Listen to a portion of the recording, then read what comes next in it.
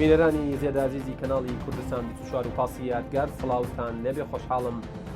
دووبارە هاتوومەتەوە خزمەتتان بۆ مەڵقەیە دیارە میوانداری وەزیرێکی دیکەی بەڕێزمان کردووە کە ماوەیەکی زۆرە ئێوەش چاوەڕێ بوون کە میوانداری جەنابیان بکەین لەگەڵ کاک عەبدوڵڵای حاجی مەحموود وەزیری کاروباری شەیدان و ئەنفالکراون بە سوپاسەوە کاتی خۆی بە ئێمە و بە ئێوەش بەخشی و خۆتان نەزانن ئەو بابەتانەی پەیوەستن بە کاروباری شەیدان و ئەنفالکراوانەوە لەبەرەوەی سەیری مێژووی پێش ڕاپەڕین بکەین چ دوور چ نزیک لە دوای ڕاپەڕینیشەوە دۆخی شەیدان و ئەنفالکراوان دۆخی زیندانیانی سیاسی دۆخی بەرکەوتوانی چەکی کیمیایی هەمویان پرسیاریان هەیە و هەمووشیان کەم تا زۆر گلەییان هەیە و دەستخۆشیشیان هەیە دیارە ئەوان چاوەڕوانیەکانیان لە حکوومەت زیاترە ئێمەش ئەوەندەی کات بوارمان ئەدات ئاماژە بە هیچ تەوەریەک نادەم بەڵام پرسیارەکانی ئێوە پشتیوان بەخوا وەڵامی بۆ وەرەگرینەوە بە هیمەتی جەنابی وەزیر کاک عەبدوڵڵا سڵاوتان لێبێ سوپاس بۆ ئەم دەرفەتە لەوێەوە دەست پێ بکەین هەموو وەزارەتەکان پلانێکی تایبەت بە خۆیانیان هەیە بۆ 4 ساڵی داهاتوو دیارە ئێوەش وەکو وەزارەتەکانی دیکە پلانەکەی خۆتانتان ڕادەستی ئەنجومەنی وەزیران و سەرۆکی حکوومەت کردووە پێم خۆشە قسەم لەسەر ئەوە بۆ بکەی چیتان لە ئەولەویات داناوە چۆن هاوڵاتیان گرنگە بەلایەنەوە بزانن وەزارەتەکەیەوە ئەو لەحزەی پلانەکەی پەسەند ئەکرێ و دەستکراوە ئەبێ لە چیەوە دەست پێەکە بڵێ سەرەتا زۆر سوپاس بۆ جەنابتان ئەلبەتە وەکو جەنابت باست کرد ئەم وەزارەتە وەزارەتێکە زیاتر جانبی خزمەتگوزاری کە سوکاری شەهیدان بەگشتی و زیندانیانی سیاسیش تابعی وەزارەت شەهیدانە ئەو لەوێتی بەرنامەی ئێمە خزمەتکردنە بە کە سوکاری شەهیدان بواری خزمەتگوزاری ئەوەی کە بە پێی یاسا ڕێک خراوە کە تاکیدمان لێ کردوێتەوە جانبێکی سەرەکی کە لە پلانی 4 ساڵی داهاتوو لەگەڵ هەندێ بابی تر کە تایبەتمەندە بە وەزارەتی شەهیدان کە مەشاکیل و گیر و گرفتی وەزارەت بووە تەشخیصمان کردووە دیاریمان کردووە لە پلانی خۆمان دامان ناوە کە ئیشی لەسەر بکەین بەڵام ئەو لەوێتی کارکردنی ئێمە خزمەتگوزاریە بۆ کە سوکاری شەهیدان بەگشتی و باش زیندانیانی سیاسی بە تایبەتی باش معنی خزمەتەکان خۆیان زیاتر لە چی یابینەوە چکە خۆتەزانی بابەتی موچە بابەتە بابەتی دابشکردنی زەوی بابەتە ئەوانەی کە زەویان وەرگرتووە داوای سولفە ئەکەن ئەمە بابەتە ینی زیاتر ئێوە لەکوێوە دەست پێەکەن خۆی گیر و گرفتی زۆر کە ئێستا هەیە و ئێمە بەڕاستی چاویشمان لەسەرەتی کە خزمەتکردنی کوڕ و کچی شەهیدان و زیندانیانی سیاسی بە تایبەتی کاتی خۆی سولفەیەکی زەواج دراوە ئەوە بۆ زیینوکردنەوەی ڕۆح و تەشجیعکردنی کە سوکاری شەهیدان و گەنجان و کوڕ و کچی شەهیدان بناغەی ئەساسی دواڕۆژی حکومڕانی ئەم وڵاتە و ئیدامەدان بە کاروان و ڕێبازی شەهیدانی گەلی کوردستان ئەوانە بن کاتی خۆی منحەیەک دراوە بۆ سولفەی زەواج بەڕاستی ئێمە ئەمانوێ لە کاتی دەست بەکاربوونم دوای مدەیەکی کەم بە نووسرا و ئاراستەی سەرۆکاتی ئەنجومەنی وەزیرانم کردووە و تاکیدم لەسەر کردوێتەوە و ئێستش یەکێک لە بابە سەرەکیەکانی وەزارەتی شەهیدان ئەوەیە کە سولفەی زەواج گرنگی پێ بدرێت چکە دڵخۆشکردنی کوڕ و کچی شەهید و ئەوانیش بەڕاستی نەوەی دواڕۆژی ئەم میلەتەن لەبەرەوەی زەحەیەکی گەورەی ئەم وڵاتە لەسەر ئەوان بووە و لە ڕاستیشە ئەوان خۆشیان گەنجن حرەکە و جوڵەی ئەم وڵاتە لەسەر دەست و پێی ئەوان بێت ڕەنگە بۆ هەرێمی کوردستان گرنگتر بێت ئەو خاڵێکی تر مەسەلەی هیچ گەیشتون بە نەتیجەتیایە هیچمان لەسەر کردووە لە گفتوگویان دەرچێکی بۆ بدۆزینەوە چکە خۆتان نەزانن حکوومەتی هەرێمی کوردستان هاتین لەسەر کابینەیەکی قەیراناوی ڕابردوو خۆتان نەزانن بەهۆی قەیرانی دارایی کابینەی پێشووەوە شەڕی داعش و ئەو مەشاکیلانەی هەبوو گیر و گرفتەکان و کێشەی دوای ڕفراندۆم و عەلاقە نەبوونمان لەگەڵ عێراق و موامەرەی ئیقلیمی و نێودەوڵەتی ئەوانە هەمووی کۆمەڵی کارەسات بوو کە بەسەر هەرێمی کوردستانە هات بەڕاستی ئەوە ئێمە هاتینە سەر ئەو کابینەیە مەشاکیلێکی زۆری هەیە بەهۆی ئەو مەشاکیلانەوە ئەو سولفە ڕاگیرا بوو و لەگەڵەوەشە سولفێکی تر هەیە پێی ئەڵێن خانووی خۆکرد دامی کە سوکاری شەیدان ئەوانش سولفەیەکیان نەدرایە ئەوانش بەڕاستی کێشێکی زۆریان هەیە هەندێکیان قەرزاری دوکاندار و بازار و سەرێشێکی زۆریان هەیە هەندێکیان نیوەی دراوەتی هەندێکیان هیچی بۆ نەکراوە ئەوەش تاکیدی لەسەر کراوەتەوە کە ئێمە لە پلانی ئێماکە کاری لەسەر بکەین بۆی ئەو کێشانە بەلاوە بدەین وەرجگە لەمانە بەڕاستی خزمەت گوزارەکانی تر خوێندن دەرماڵی خوێندن ئێستا پێشەوەی لە وەزارەت دەست بە جوڵە بکەین ئاگام لێ بوو زوو باسی قوتابیان و خوێندکاریانیان لەگەڵ دەکردی ئێستا ینی بە دەرفەتێکی باشی ئەزانم کێشەکانی ئەوان چین و ئێوە وەکو وەزارەت چۆن ڕۆڵی ئەو باوکە ئەبینن کە ئەوان لە دەستیاندا بڵێ ڕاستەکەی خۆی پڕکردنەوەی فراغی بێبابی بۆ کوڕکچی شەیدان زۆر زەحمەتە وە قەرەبووکردنەوەی جەستەی زیندانیانی سیاسی لەحزەیەک لە زیندانەکانی ڕژیمی ڕەفتار فاشی باسی ڕووخاو زۆر ئاسان نییە ئەوەی زیندان نەبوو لایانی دەرونی تێکچوونی لایانی دەرونی یعنی چاوەڕێ نەبوون دنیایەکی تر ببینەوە و ئاوا بێنەوە ناو کۆمەڵگە و بە شێوازێکی تر چاوەڕێی ئەوەیان کردووە کە ئەو بڕیاری لە سەریان جێبەجێ بکرێ و کۆتایی بە ژیانیان بێ درەنگ و زوو کەوتووە بەڵام لەگەڵ هەموو ئەوانە بەڕاستی خزمەتگوزاری کراوە ئیشی باش کراوە ئێمە بەردەوامە بین تاکی دەکەینەوە خۆتان نەزان حکوومەت هێرێمی کوردستانیش ئەبێ ئیشی لەسەر بکرێ ئەبێت دەرچێکی بۆ بدۆزینەوە چۆن بتوانین دامی باشتری کە سوکاری شەیدان و خوێندکاران و خوێندن و گرنگیدان بە خوێندنیان مەشاکیلێکی زۆرمان هەیە بەڵام ئەلحەمدولیلا بە بەرنامە و پلانێکی تۆکمە و نوێەوە و لەگەڵ خودی سەرۆکی ئەنجومەنی وەزیران جەنابی کاک مەسرور زۆر قسەم کردووە و گفتوگۆ زۆر کراوە نووسراومان بۆ ناردوون و لە داهاتووشا گفتوگۆی زیاترەکەین بۆ ئەوەی سەبر ئەو مەشاکیلانە یەکلایی بکەینەوە و چارەسەریان بۆ بدۆزینەوە چونکە مەسەلەی خوێندن هەر بەردەوامە بێ پرۆسەیەکە خۆتان نەزان کە سوکاری شەید پرۆسەیەکە خوێندنە خوێندکارە لە پلەیەکە چێتە پلەیەکی تر ئەو هەر بەردەوامە خوێندنەکەی ئەبێ ئێمەش کاریان بۆ بکەین پشتیوانیان لێ بکەین واقعی خۆشیانە بەڵام حکوومەتی هەرێمی کوردستان نێتی تەشجیع و پشتیوانی و دامە ئەوە کە شتێکی زۆر گرنگە و بەڕاستی حەقی خۆشیانە و منەتیش نییە بەسەریانەوە بکرێ بەڵام شوونەکەی ئێمە ئیشەکەی ئێمە ئەوەیە کە کار ئاسانیان بۆ بکەین باشتیوانیان چەند هەماهەنگیتان لەگەڵ وەزارەتی خوێندنی باڵا کردووە بۆن مەبەستە ینی ئەوانەی کە لە خوێندنن نازام دواکەوتنی خستی خوێندنە هەر بابەتێکە نەبوونی شوێنی نیشتە جێبوونە کێشەکانیان چارەسەر بکرێت خۆی ئەم هەماهەنگیە هەیە بەڵێ هەماهەنگیمان لەگەڵ وەزارەتی خوێندنی باڵا و لایەنە پەیوەنددارەکان ئەوانەی کە تابعی وەزارەتی شەیدان بۆ کاروباری خزمەتگوزاری تەبعاً وەزارەتی شارەوانیە وەزارەتی زراعەیە وەزارەتی دادا ئەمانە هەمووی بە شێوەیە لە شێوەکانی داراییە ئەمانە بە شێوەیە لە شێوەکان هەمووی پشک و بەشمان هەیە لەگەڵیان بۆ چارەسەرکردنی کێشە و گر و گرفتەکانی کە سوکاری شەیدان و بواری خزمەتگوزاری بەگشتی خوێندکاران مەسەلەی خوێندکاران خۆتان نەزانن ئەو ئەزمە دارایی بەسەر حکوومەت و کابینەکانی پێشووە هاتن چەند سولفەیەک یعنی قەرز ماوەتەوە لەسەر وەزارەتی شەیدان کەڵەکە بووە بەڵام پلان و بەرنامەمان هەیە لەگەڵ وەزارەتی دارایی و لەگەڵ وەزارەتی ئێمە بۆ ئەوەی بتوانین بە هەماهەنگی لەگەڵ وەزارەتی خوێندنی باڵا و زانکۆکان ئەو پارەی کەوتوتە لای ئێمە و کە سوکاری شەیدان خوێندنی هیچ کەسێک ڕناگیرێت مەشاکیل وردە مەشاکیل هەیە خۆتان نەزان هەندێک لە زانکۆکانیش بە سەراحەت یعنی بەهۆی قەیرانی دارایی و ئەو زەختەی کەوتە سەریان خزمەتگوزارەکانی ئەوانیش تا ڕادێک ناڵەم وەستا بەڵام سستی تێکەوت لەبەرەوە ئەوانیش بە شێوە لە شێوەکان ئیشیانە کرد مەسەلەن پلانی خۆیان هەیە بۆ ئەوەی ئەو دەعما ئێمەش بتوانین بەردەوام بێت بۆ ئەوەی ئەوانیش دەستکراوە بن حکوومەت هەرێمی کوردستان لە بەرنامە و کاری خۆیان دایناوە کە تەسفی ئەو قەرزانە بکەین ئینشەڵا لە داهاتووە و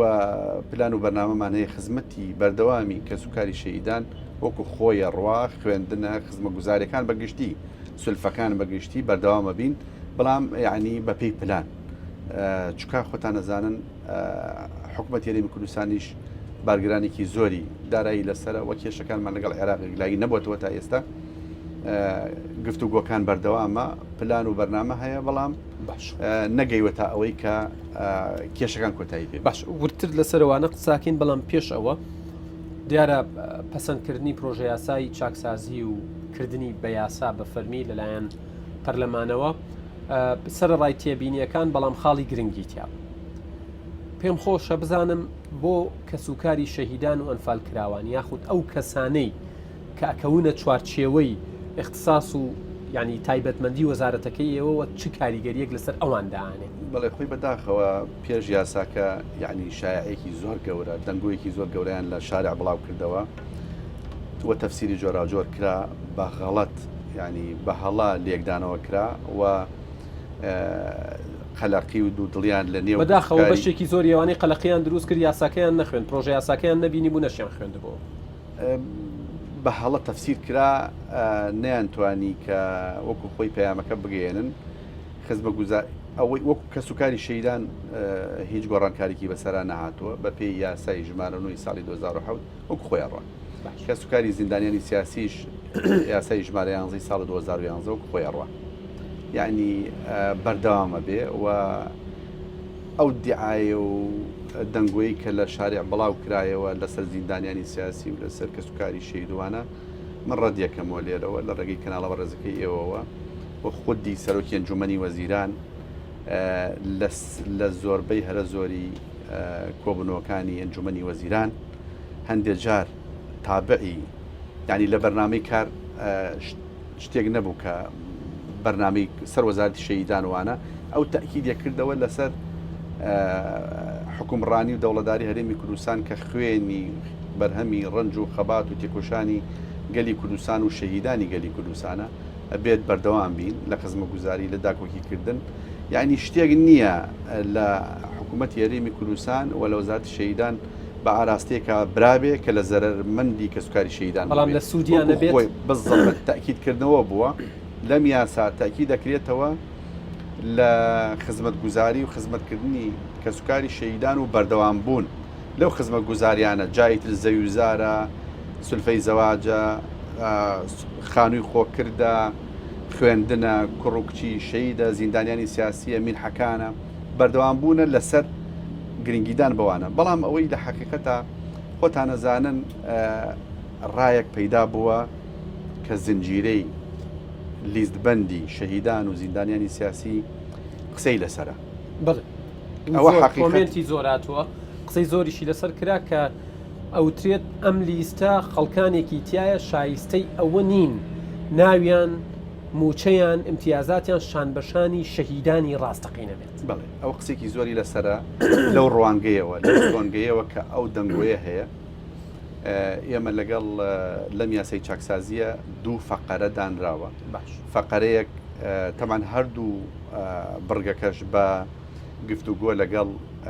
لایەنی تەشریعی پەرلەمانی کوردستان لیژنەی شەهیدان و لیژنەی دارایی و ئەو لیژنانی کە تابعی وەزارەتی شەهیدانن و لە ئەنجومەنی وەزیران هەمومان کۆدەنگیەکمان هەیە لەسەر ئەوەی و ستافێکی شارەزا اختصاصی لە ژێر ئیشرافی وەزارەتی شەهیدان دائەنرێ بۆ پیاچوونەوە بە سەرجەم ئەوانەی کە بە ناوی شەهیدەوە تۆمار کراون لە وەزارەتی شەهیدان و ئەنفال کراوە بە سەرجەم ئەوە بەرکەوتەی چەکی کیمیاوی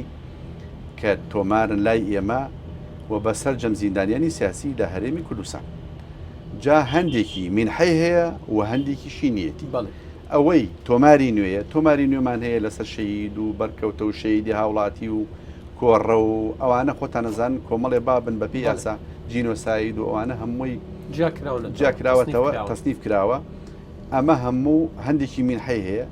هەندێکی نیەتی هەندێکی تەقدیمی کردووە هەندێکی لە زنجیری ناوەکانە هەیە سەرجەم ئەم لیستانە پیایا ئاچینەوە بەبێ ئەوەی هیچ جیاوازیە بکرێ ئەوەی حەقی خۆی بوو حەقی خۆی درێتێ ئەی تاکی دەکرێتەوە لەسەر بەردەوام بوون ئەوەشی بەناهاق بوو وەکو ئەو دەنگۆیە هەیە دەهێنرێتە دەرەوە لە زیندانیانی سیاسی لە بەرکەوتەی چەکی کیمیاوی لە شەیدانی گەلی کوردستان بە هەموو بابەکانەوە شەیدی سەنگەرە هاوڵاتیە کۆڕەوە جینۆسایدە بە هەموویەوە لە لیستەکان ئەوەی کە ناشایستە بوو بێ حەقی خۆی نەبوو بێ دێنێتە دەرەوە. باش ئەمە خاڵێکی گرنگ بوو بەو هیوای ئەنجامەکەش ببینین. سەبارەت بە یەکخستنی دەستگای شەیدان لەگەڵ حکوومەتی فیدراڵ و یەکخستنی موچە و امتیازات ئەوەی لە بەغا ئەوەی لە عێراق ئەدرێ بە شەهیدان و بۆچی هەمان شت نادرێ بە کەسوکاری شەیدان لە هەرێمی کوردستان و یەخستنەوەی لیستەکان و هەبوونی مەرج لەلایەن بەغاوە بەگشتی هەواڵەکان بەکوێ گەیشتون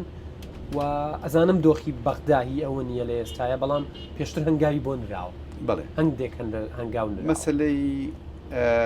دۆخی ئێسای عێراق دۆخێکی مستەقر نییە لە حقیقەتە ڕۆژانەی بین خراپترە بێ وەزعەکە بەرەو ئاراستێکی باش ناڕوە بەڵام ئەوەی کە لەسەر ئێمەیە دوو لایەنە لایەنێکیانی خۆتان نەزان ئێمە هەرێمی کوردستانی عێراق بەپێی دەستور هەرێمێکی سەربەخۆیە وەزارەتی شەیدان و ئەنفالکراون وەزارەتێکە لایەن پەرلەمان و حکوومەت هەرێمی کوردستانەوە بەڕەسمی وەزارەتێکە هەین ئەبێ لە پشتیوانی و پشگیری و دەعم و هاوکاریەکان لە ڕێگەی وەزارەتی شەیدان و ئەنفالکراوانەوە بێتە حکوومەت هەرێمی کوردستان و حکوومەت هەرێمی کوردستان ئاراستەی ئێمە بکە بۆ جێبەجێکردن ئەمە لایەنێکی دەستوریە. لایەنی دووهەمی مەسەلەی گفتوگۆکانی ئێمە تایبەت بە کەسوکاری شەهیدان بە زیندانیانی سیاسی لەگەڵ عێراق لە حقیقەتدا بۆ ئەوەی ڕوون بێ بۆ خەڵکی کوردستان عێراق بودجەی سیادی هەبوو ئەم دەستگای سیادی هەبوو خەرجی سیادیشیە بوو ئەم خەرجیە سیادیانە لای خۆیان بۆ خەڵکی خۆیان بۆ کەمەندام و شەهید و زیندانیانی سیاسی و قەرەبوو زەرمەندبوانی گەلانی عێراقدانراوە لە بودجەی گشتی هەرێمی کوردستان کە دیاری ئەکرا پێش ئەوەی بودجەکەی هەرێمی کوردستان بنێرن ئەوان بودجەی سیادیان جیا کردەوە کە گەشتە سەرخەرجی سیادی بۆ هەرێمی کوردستان بەشەکەی ئێمە نانێرن لە ضمنی بودجەکە دانرا لەلایەک لە بودجەی گشتی بودجەی سیادی عێراقی لێ ئەبڕن بە هەرێمی کوردستانیەوە ئەوە قەدرێکە لە گەلی کوردستان و حکوومەت هەرێمی کوردستانەکەن لەلایەکی تریشەوە نایشینێرن بۆمان یعنی دوو جار غەدر لە هەرێمی کوردستان و لە گەلی کوردستانەکەن حکوومەتی عێراقی گفتوگۆ زۆر کراوە و حکوومەتی هەرێمی کوردستان لە کابینەی پێشوش خودی سەرۆکایەتی ئەنجومەنی وەزیران و وەزیری شەهیدان و تا ئەم کابینەیەش بەردەوام بووین لە گفتوگۆ لەگەڵیان و تاکیدمان کردوێتەوە پێمان لەسەر داگرتووە کە ئەگەر عێراقێکی دیموکراسی فیدراڵیە بۆ هەمومان ئەبێت جیاوازی نەکرێت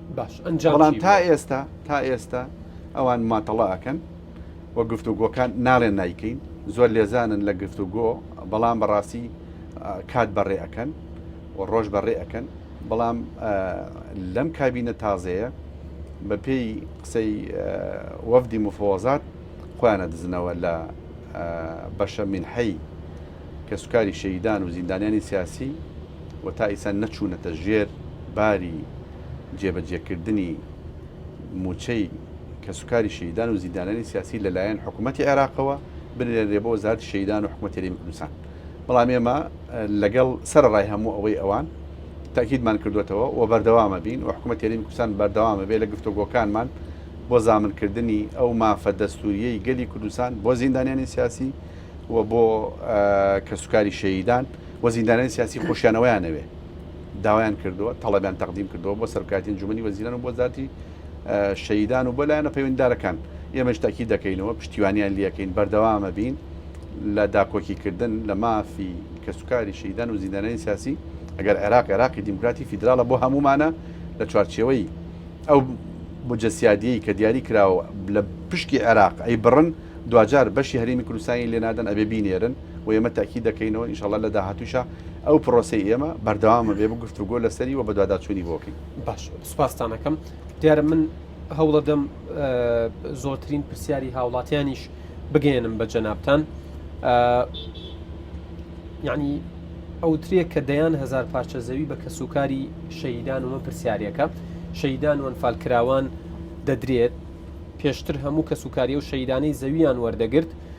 بڕی 27 ملیۆن و 500 هزار دیناریان وەکو پێشینەی خانوبەرە وەردەگرت بەڵام 4 ساڵە ئەمە وەستاوە ئەنی ئەم بابەتە هەست ناکەی تا ڕادەیەکی باش پەیوەستە بە ناوخۆی خۆمانەوە لە هەرێمی کوردستان چ دابەشکردنی زەوی چه هاوکاریکردنیان بۆ ئەوەی بیکەن بەخان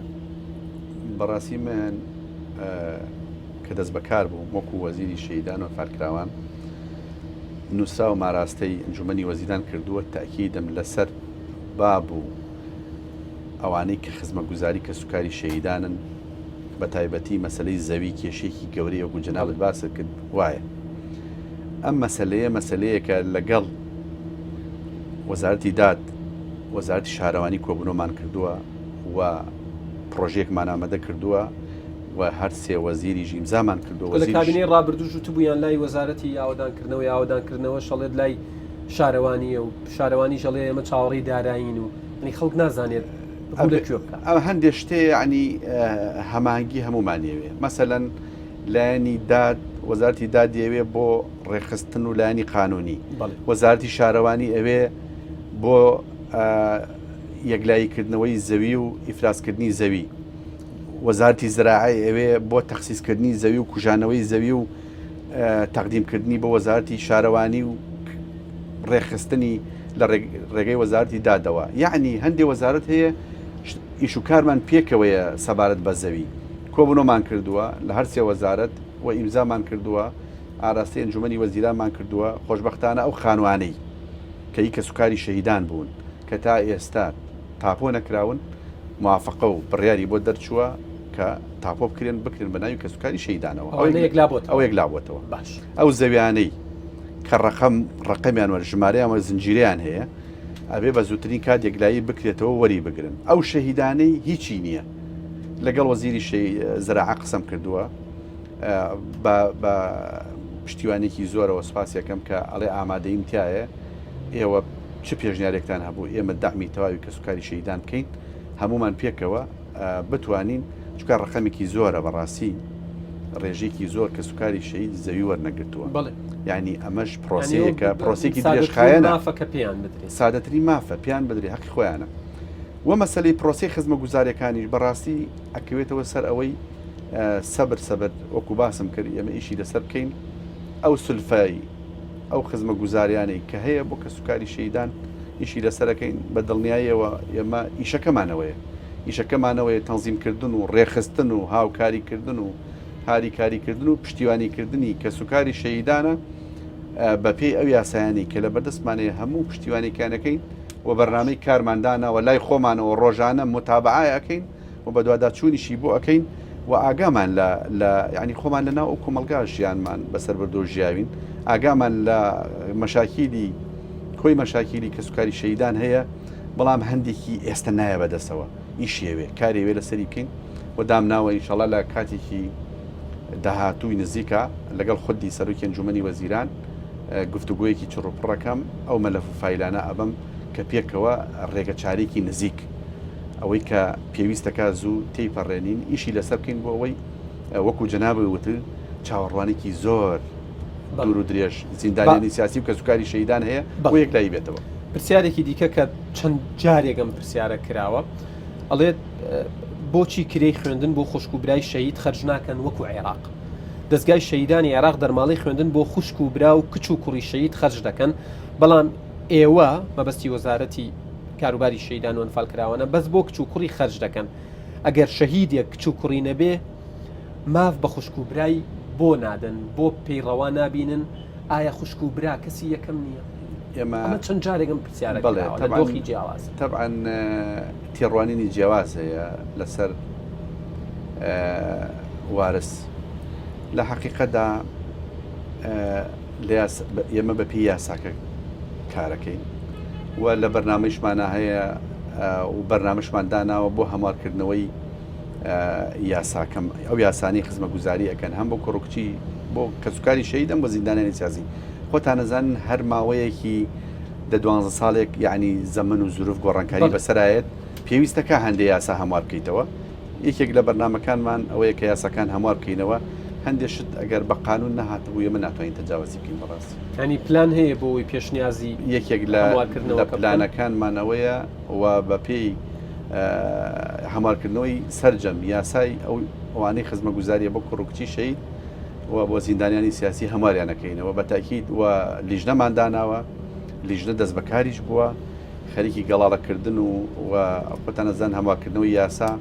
پرسوڕایەکی زۆریەوێ کۆنفرانسیەوێ بە دووادا چوونێوێ بەڵام ئێمە لە ماوەیەکی زۆر کەمە یاساکانمان هەموارەکەینەوە ئەوانی تابعی خزمەتگوزاری کە سوکاری شەهید و زیندانیانی سیاسین بۆ ئەوەی خزمەتی باشتر و ئەو وردە مەشاکیلانەی هێنەمێنن. باشە بابەتێکی دیکە هەیە سەبارەت بە ینی ئەوانەی شەهیدی فعلین ینی بۆ نمونە هەمیشە نمونەی شەهید هوجام ئەهێنرێتەوە ینی پێم وابێ لە 25 کابێ بە 6 ساڵ کە بەجێ هێشتوین کە شەهید کراوە کە چی ئەوتری ینی 500,000 هەیە لەو لاوە بینی کەسانێکی دیکە ینی بە پارەیەکی زۆر باش و مفت خانەنشین نەکرێن یان موچەی وەرەگرن ئایا ئێوە شەستان کردووە ئەمە نەعەدالەتیە؟ خۆی کاک یادگارمێن کە چوومە وەزارەتی شەهیدانێکی لە خاڵەکانەوە بوو و خۆشبەختانە ئیسا بڕگەیەک لەم یاسای چاکسازیە دانراوە بۆ یەکسانکردن و دادپەروەری. خۆ یاسای چاکسازی و بەردەوامە بێت چاکسازی و یاساکەش بەڕاستی بۆ هێنانە ئارای دادپەروەریە لە هەرێمی کوردستان و نەهێشتنی جیاوازی. حقیقەتی یاسای چاکسازی ئەوەیە لە عێراق پلەبەندی نییە، یعنی هەرکەس شەهید دەبێت لە هەر ئاست و پلە و پۆستێک ساڵە شەیدی وڵاتی کەمترین موچەی هەیە لای ئێمە پلەبەندی کراوە لە حقیقەتە بۆی ڕۆن بێ لە 250,000ەوە پلەبەندی کراوە حتا ڕێژێکی زۆر ئیتر دەچێتە 450 و 500 و 600 و 800 و ملیۆن و ملیۆن و نی و ئەڕوا. بەڕاستی ئێمە لەگەڵ کۆدەنگیکی ئەوێ مەوزوعەوە قسەشمان لەسەر کردووە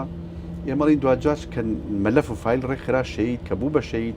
ئیتر نابێ بەپرسی لە پلە شەهیدی سەرکردەیە شەهیدی هاوڵەتەکە دوجار گیانی لەدەستداوە خۆی کردووە بە قوربانگیانی خۆی کرد هاوڕام لەگەڵەوەی جەنابەت یعنی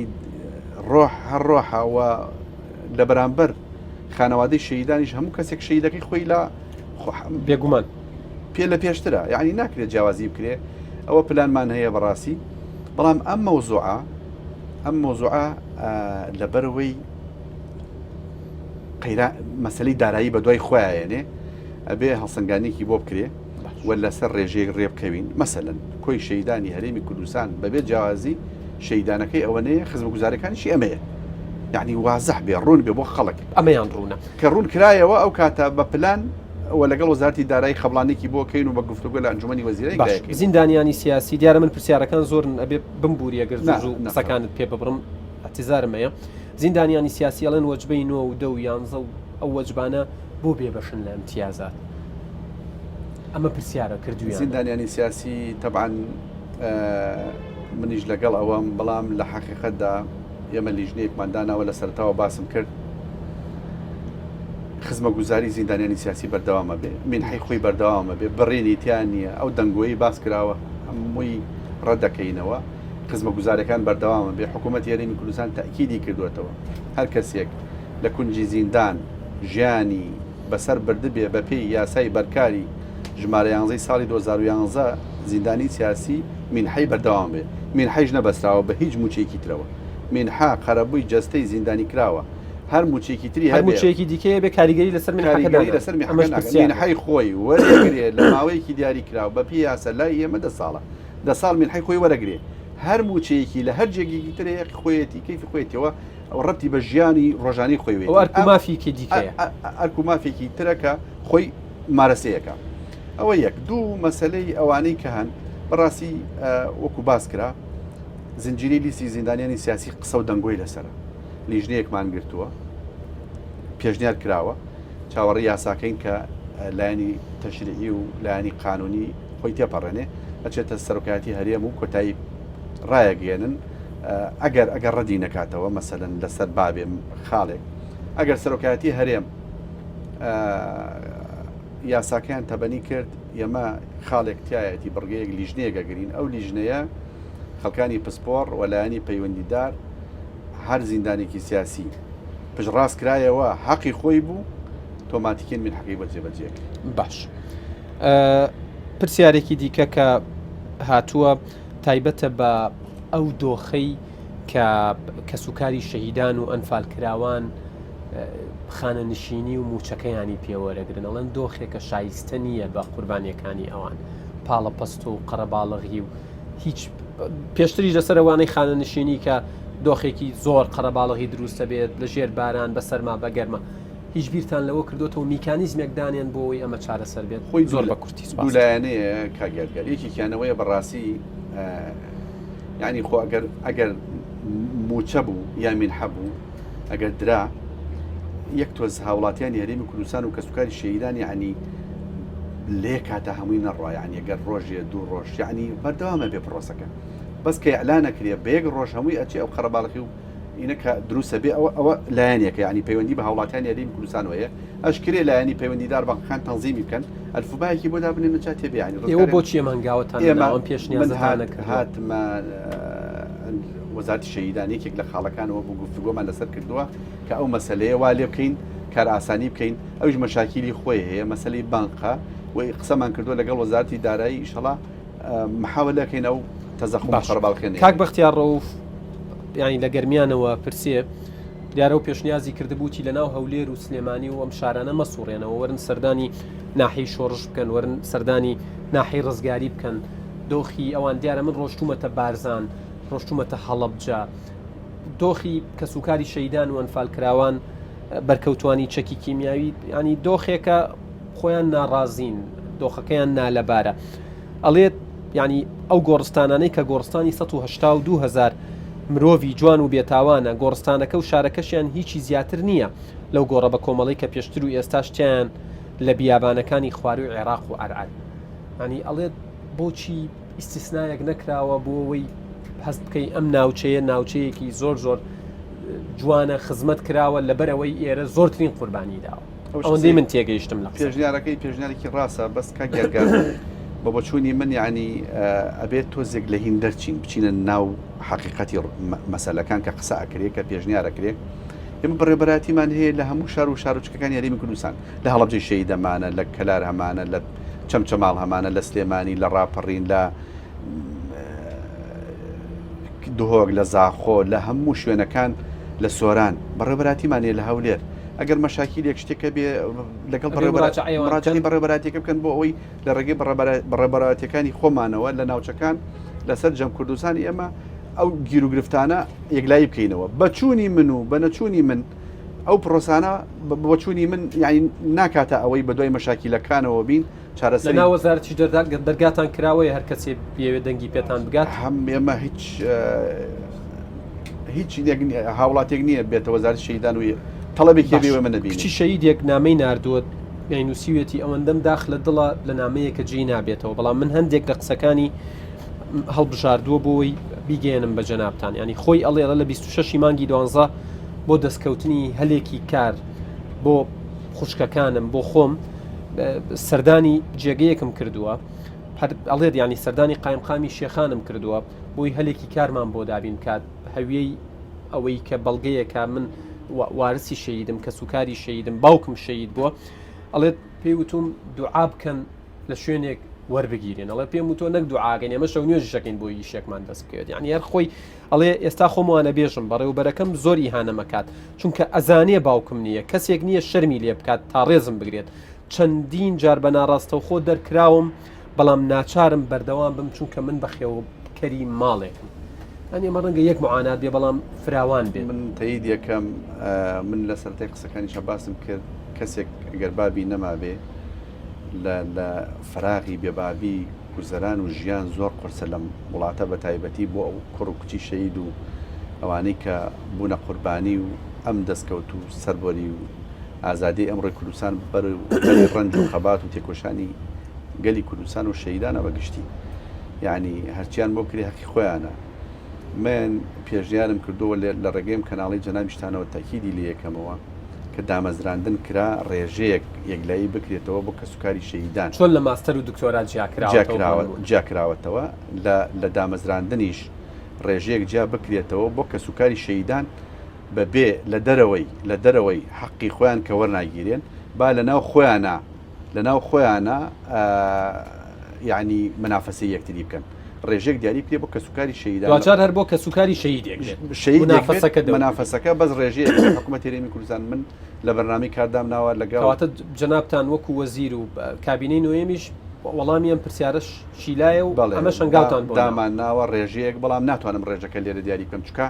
ئەم پرۆسانە یعنی خەمڵاندنیەوێ بە تایبەتی وەزارەتی پلاندانان حکوومەتی هەرێمی کوردستان ئەبێ شتێ بکەین دادپەروەری بێ. باشە کاک ئارێز نووری دیارە وەکو نامەکەی بۆ میناردۆ خێزانێکی تێکۆشەڵەکەیار لەسەرەوەی کە و کچی شەید بووانە بەڵێ لە هەر شارێکە بەڕێی من بچێتە لای بەڕێوەبەری شەیدانی ئێمە یانەوەی ئاماژەی پێداواڵێ لە شێخانم لە شێخانە ئەگەر لە تابعی شێخان مەسەلەن ئاکریەکوێ نزیکە لێەوە ئەو بەرپرسەی ئیهانەی کردووە داوای لەسەر قەید بکە ئێمە بەدواداچوونی بۆ ئەەکەین و قوبوڵ ناکەین لە هیچ کەسێک لە دژی کە سوکاری شەهیدان و ئیهانە بکە تەسەوەریش ناکەم یعنی بەرپرسێک شتێکی وا بکە ڕەنگە سو تەفاومێگە بێ لێک تێک نەگەشتنیەکە بێ بەڵام دوجارەوان شایانی ڕێزن شایانی تەقدیرن چونکە ئەکرا لە دۆخێکی ترا ئەوش باوکی برایەکی کە سوکاری لە ژیاندا بووە. کاک ئارێز نووری شتی بۆ زۆر بۆ نووسیوم بەڵام هەوڵەدەم هەندێک لە پرسیارەکانی بکەم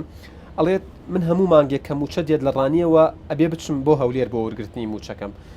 بۆچی هەموو شەیدەکان لە بانکێکی شارەکەی خۆیان موچەی کە سوکاری شەیدەکان وارسیان لە بانکێکی شارەکەی خۆیان موچەکە وەرنەگرن بۆچی لە ڕانیەوە بگەمە هەولێر لە قەڵاتزیەوە بگەمە سلێمانی ینی بەو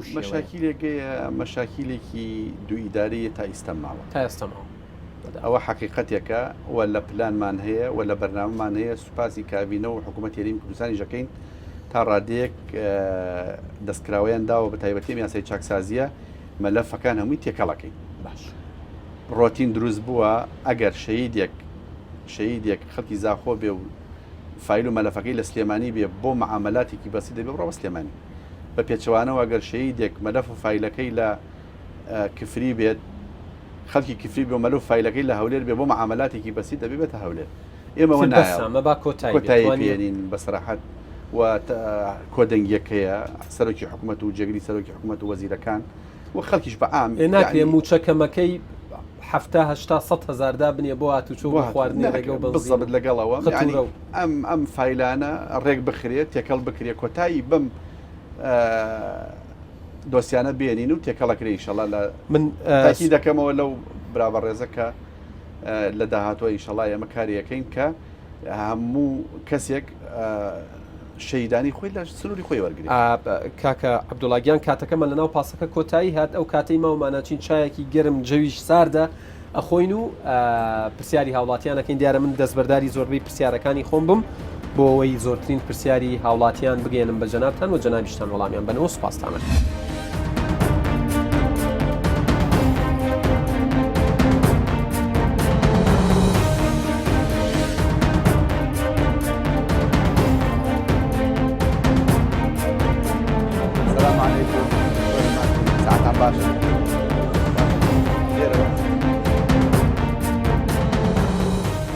عزیزان سڵاوتان لێبێ دووبارە هاتوین چایەکی گەرمەخۆینەوە و بەرنامەکەمان لەگەڵ جەنابی وەزیر بەرداوامەکەین.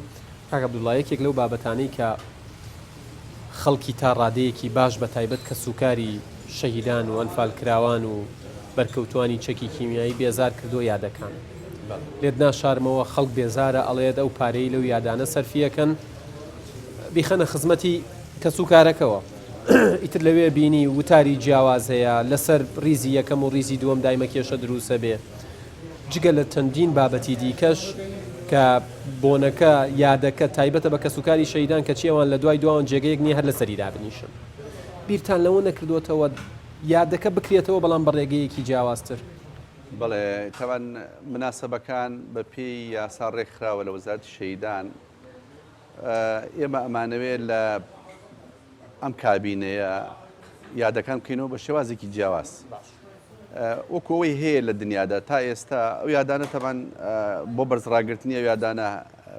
هەر کاتێک یادەکرێتەوە خۆیەتی گرنگی پێ بدرێەوە باسی مەئاساتی گەلی کوردستان بکەین لە بۆنە جۆر بە جۆرەکان لە مەسلەی کیمیاباران و ئەنفال و کۆڕە و ئەو مناسبانەی هەیە کە لە هەرێمی کوردستان ڕۆژانی ڕەش و ناهەموار بەسەر گەلی کوردستانە هاتەوە بەڵام لە حەقیقەتدا ئەمانوێ بیگۆڕین بە شێوازێک کە یەکەم بارگرانی دارایی دروست نەکە، دووەم مەشاکیل نێنێتە ئاراوە، سێهەم دڵنیایە بدەینە کە سوکاری شەیدان لە بری ئەو یادانە زیاتر گرنگی بین بە خزمەتگوزاری و بواری خزمەتکردنی کە سوکاری شەیدان و ئەکرێ ئێمە لای خۆمانەوە بەرنامەیەکمانەیە پرۆژێکی تازەمان هەیە ئەکرێ بیگۆڕین بە شێوازێکی تر بەرنامەمان داناوە مەسەلەن ڕێو ڕسمەکە احتیادی لە کاتی خۆی لایەنی پەیوەندیدار و وحدەی ئیداری ئەو منتیقەیە کە هەیە هەر کەسێکە چێت لە مناسبەکە بەشداری کە احتیادی گوڵێکی خۆیە بادایانێ لایەنی مەسەلەن ڕسمیە هاوڵاتیان یاریمی کوردستانە کە سوکاری شەیدانە فاتیحەیەگە خوێنێ و کۆتایی مناسبەکەیێنێ لەو زیاتر دارایی و مەصرفی و پارەی تیا سەرف ناکرێت سەرفکردی داهات و پارەی هەرێمی کوردستان و بە هەدەردان و کۆمەڵی مەشاکیل و وەکوی جەناب و باسە کرد کە سوکاری شەیدان ئەکرێ ڕۆژە بە پرۆژەیەک خەڵکی و شوێنە بەسەر بکەن چەند بچووک بێت ئامێرێک بۆ نەخۆشخانەیەک لەگەڵەوە مێمە پلان و بەرنامەمان هەیە بیگۆڕین بە شێوازێکی تر تا چەندێک هەمانگی و هاوکاری هەیە ئەوش لایەنێکی ئەساسیە کە ئەم حکوومەت یاریمی کوردستان ئەم لایەنە پەیوەندیدارەکان بەدەم ئەو داواکاری ئێمەوە کاک محەممەد عارف پرسیاریەوەی کردووەڵە دایکم زیندانی سیاسیە 2 ساڵ و 8 مانگ دەستگیر کراوە لە 2017ەوە مامەڵەکەیمان بردووە بۆ هەولێر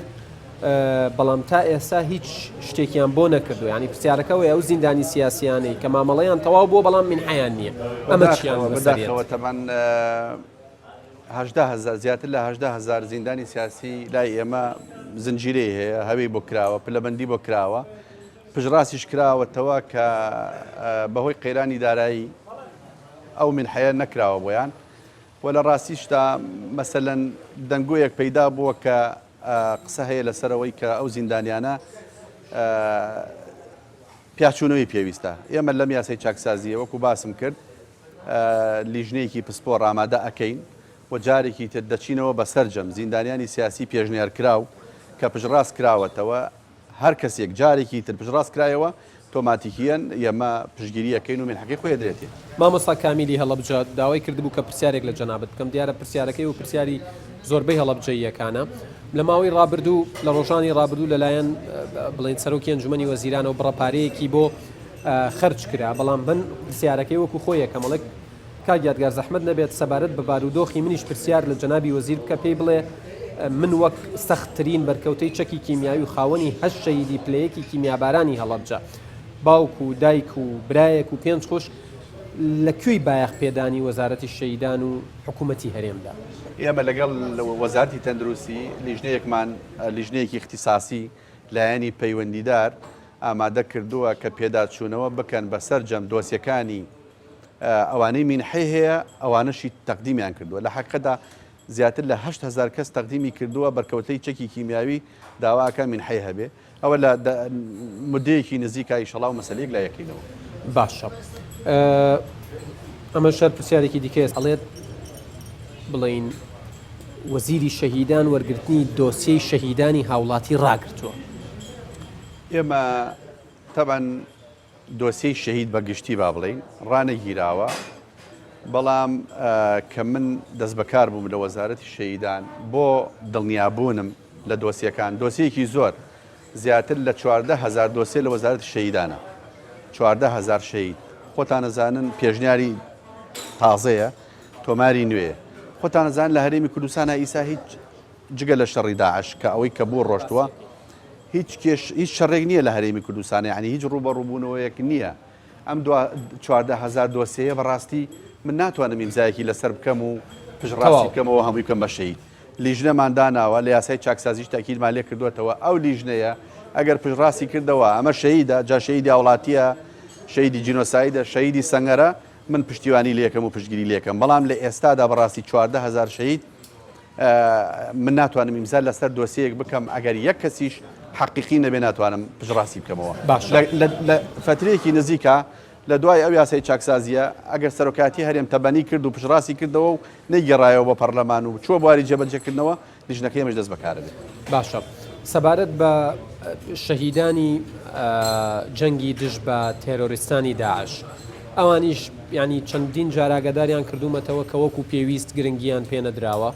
لایەن لێ نەکراوەتەوە خۆی شەیدانی شەڕی داعش ئێمە لەگەڵ وەزارەتی پێشمەرگە گفتوگویەکمان کرد لەگەڵ وەزیری پێشمەرگە و ستافی وەزارەتی پێشمەرگە لە ڕاستیدا وەکو لیست ناوەکان هاتوونەتە لای ئێمە خزمەتگوزاری بۆ کوڕووکچی شەهید بە پێی یاسای خزمەتگوزاریان بەردەوامە بە پێی یاسا لای ئێمە بەڵام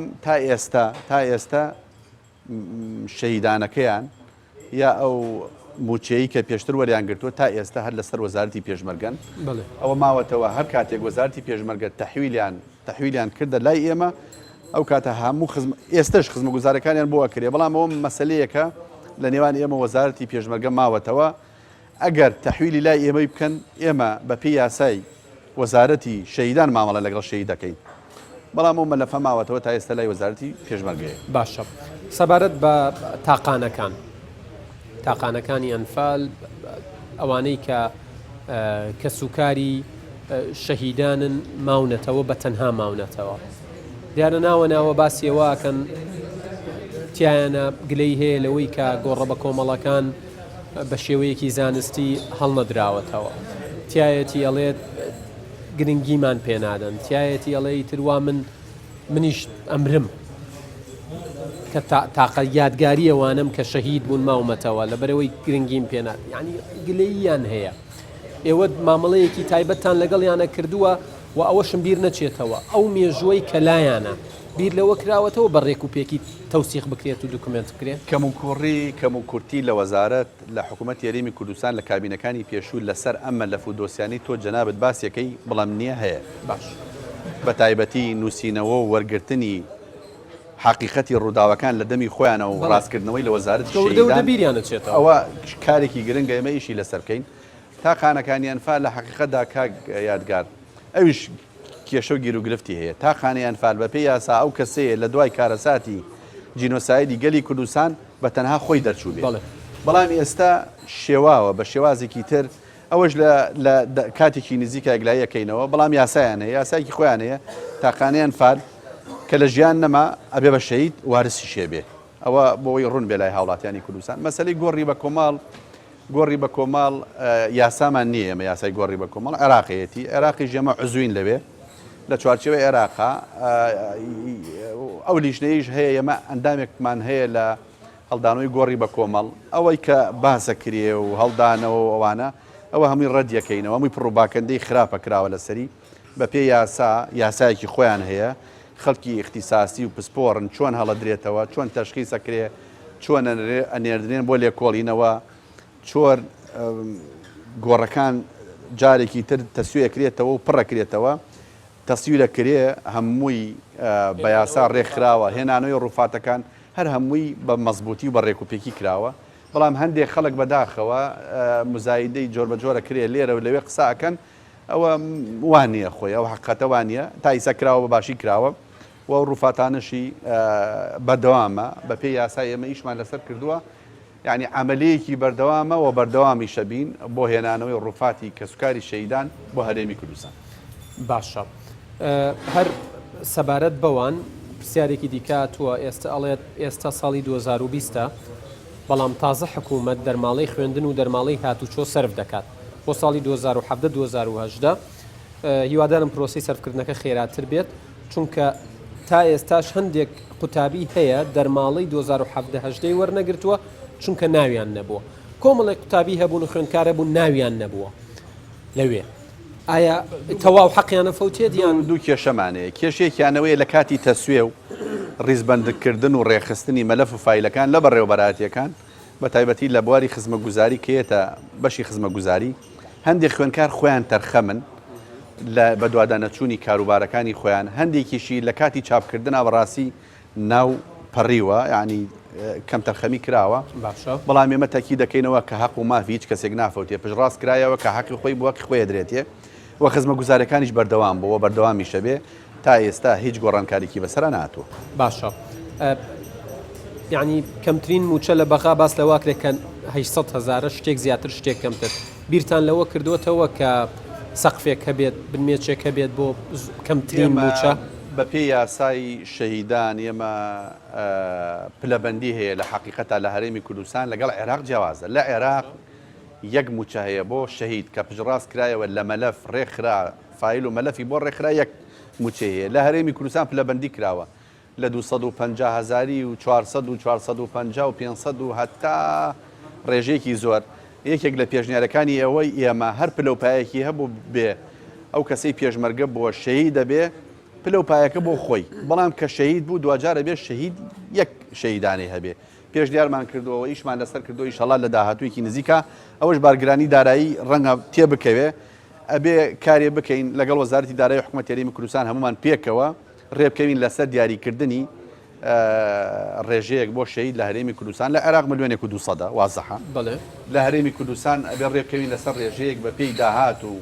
واقعەتی هەرێمی کوردستان بەڵام لەوەی ڕابردوو باشترە بێ بە تاکید ئەبێ کارێ بکەین خۆی ئەسڵی یاسایی چاکسازی یەکەم بۆ ڕێخستنە دووەم بۆ هێنانە ئارای دادپەروەریە و نەهێشتنی جیاوازی و لەگەڵەوەیش ئەو زنجیرەی شەیدان و زیندانیانی سیاسی کە قسە هەیە لەسەری کە خەڵکی تێکەوتووە شایستە نییە ئەوانشی لێ پاکەکرێتەوە باشە جاش و مستەشارەکان ناویان هەیە هەموو دۆسییان یەکلایی بۆتەوە هیچ هەنگاوێکیان بەرامبەر ئەگیرێتە بەر یان هەر وەکو جاری جاران وەکو بەرزەکی بانان بۆی دەرەچێت خۆی ئێمە من تێڕوانینێکی جیاوازمەیە کاگەر باشە مەسلەی یەکەم کە ڕاپەڕین بوو ساڵی 92 گەمە هاتینە خوارەوە بەرەی کوردستانی ئەفوویەکی عامی دەرکرد بۆ سەرجەم ئەو کەسانەی کە چەکدار بوون لە ڕیزەکانی ڕژێمی فاشی باسی ڕەفتار فاشی ڕووخاو ئەوە بە لێبوردنێکی گشتی بەرەی کوردستانی ئەمە لیان خۆش بوون مەسلەی جینۆسایدی گەلی کوردستان بچووک نەکرێتەوە لە خۆبەخۆ بوون ئەگەر گەلی کوردستان خۆی جینۆسایدی لەسەر خۆی کردبێت لە کەیسی نێودەوڵەتی تێڕوانینێکی خراپ لەسەر هەرێمی کوردستان ڕۆدا بەڕێی من ئێمە کار بکەین لەسەر ئەوەی